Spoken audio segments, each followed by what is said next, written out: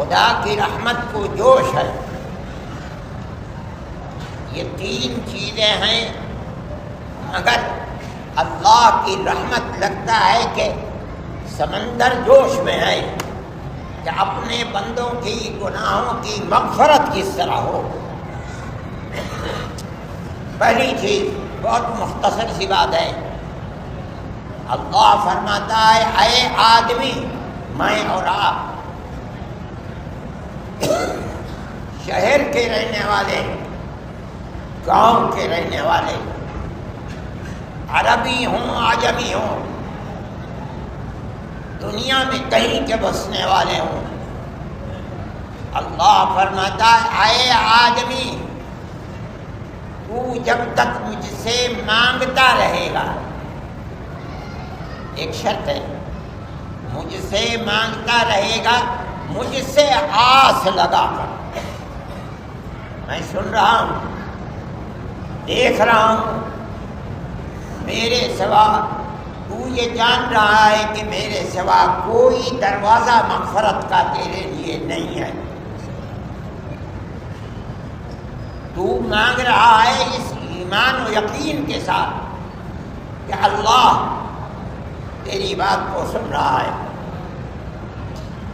تو یہ جان رہا ہے کہ تیری بپتا کو اگر کوئی دور کر سکتا ہے تو جس سے تو مانگ رہا ہے وہی کر سکتا ہے. یہ نہیں کہ مانگ رہا ہے دل کہیں ہے، زبان کہیں ہے، نظر کہیں ہے، نہیں. اے آدمی، جسے میں نے پیدا کیا، ماں کے پیٹ سے تجھے میں نے پیدا کیا، تیرے باپ آدم کو میں نے اپنے دونوں ہاتھوں سے بنایا، باپ کی پسلی سے تیری ماں کو بنایا، پھر تجھے پیدا کیا. کان کھول کر سن لے، تو جب تک مجھ سے مانگتا رہے گا، دل لگا کر، آس لگا کر. کیا مطلب؟ غفلت کے ساتھ نہیں، اس امید کے ساتھ کہ میں تجھ سے مانگ رہا ہوں، تو دیکھ رہا ہے، تو سن رہا ہے، تو جانتا ہے، تیری مغفرت کے دروازے کھلے ہوئے ہیں. اس امید کے ساتھ مانگ رہا ہے کہ تیری بڑی سے بڑی مشکل کو دنیا میں کوئی اگر دور کر سکتا ہے تو میں ہی دور کر سکتا ہوں. اگر تو مجھ سے مغفرت کو اس طرح مانگے گا کہ اے اللہ میرے گناہوں کو معاف فرما دے، میری پریشانی کو دور فرما دے، اے اللہ میری الجھنوں کو دور کر دے، میری دنیا برباد ہو رہی ہے، اے پروردگار اس بربادی کو دور کر دے. امید لگا کر مانگ، اے اللہ ساری دنیا مجھ پر تنگ ہو رہی ہے، میرے بچے، میری مائیں، میری بہنیں، میرے بھائی، جوان، بوڑھے، اے اللہ گاجر مولی کی طرح کٹ رہے ہیں.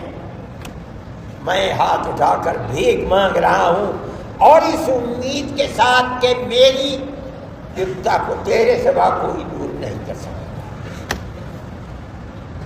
فرماتے ہیں میں تیری بپتا کو دور کر دوں گا، شرط ہے کہ تو مانگ اور آس لگا کر مانگ. مجھے کسی کی پرواہ نہیں ہے، ساری دنیا ایک طرف، میں اگر تیری بپتا کو دور کرنا چاہوں گا میرے ہاتھ کون پڑا گیا. پہلی چیز.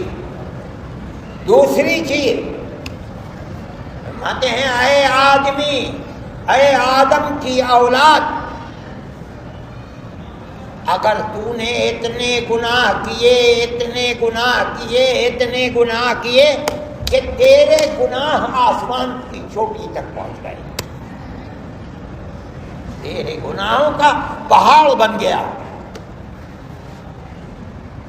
اتنے گناہوں کا ہمالیہ بن گیا، اس کے بعد بھی اگر تو مجھ سے دل لگا کر آس لگا کر کہے گا کہ اے اللہ میرے سیاہ نامہ اعمال کو سفید کر دے، موت کے سر پر کھڑا ہوں، موت میرے سر پر کھڑی ہے، اے اللہ گناہوں کا انبار لگا ہوا ہے، میرے ان گناہوں کا معافی کا دروازہ تیرے دروازے کے سوا کوئی اور نہیں ہے۔ حالانکہ گناہ کہتا ہے پہاڑ بن گیا، آسمان تک پہنچ گیا، اگر تو اتنے گناہوں کے ہوتے ہوئے بھی دل لگا کر آس لگا کر مجھ سے معافی مانگے گا، اے اللہ معاف کر دے، کیا مطلب میرے گناہوں کے انبار ہیں، جہاں تک نظر جاتی ہے میرے نامہ اعمال کا ہر صفحہ ہر ورق سیاہ ہے، تیری ذات کے سوا کوئی اور نہیں ہے جو میرے سیاہ نامہ اعمال کو سفید بنا دے، جو میرے سیاہ چہرے کو سفید بنا دے، قیامت کے دن کوئی نہیں ہے۔ دل لگا کر معافی مانگتا ہے، استغفار اور ساتھ میں توبہ۔ اللہ کے نبی دونوں چیزوں کو بتاتے ہیں، کیا مطلب اے اللہ معاف فرما دے، اب نہیں کروں گا۔ اللہ کیا فرماتے ہیں؟ غفرت لک ولا ابالی، میں اپنے بندے کے گناہوں کے پہاڑ بھی معاف کر دوں گا، مجھے کسی کی پرواہ نہیں ہے، کون میرے ہاتھ کو پکڑ لے گا۔ تیسری بات فرماتے ہیں یا ابن آدم لو اتیتنی بقراب الارض خطایا، اے آدمی اگر تو موت کے بعد میرے پاس آیا اتنے گناہ لے کر اتنے گناہ لے کر اتنے گناہ لے کر کہ ساری میری زمین تیرے گناہوں سے بھری ہوئی ہے، جہاں گیا گناہ ہی گناہ ہے پوری زندگی میں، میری ایک شرط ہے، کیا فرماتے ہیں؟ میرا موت کے وقت کسی کو شریک نہ بنانا کہ میرے سوا بھی کوئی تیرا اللہ ہے، یہ عقیدہ مت رکھنا، جب موت آئے تو کہتے ہوئے مانتے ہوئے لا الہ الا اللہ موت آئے، اے اللہ تیرے سوا میرا کوئی اللہ نہیں،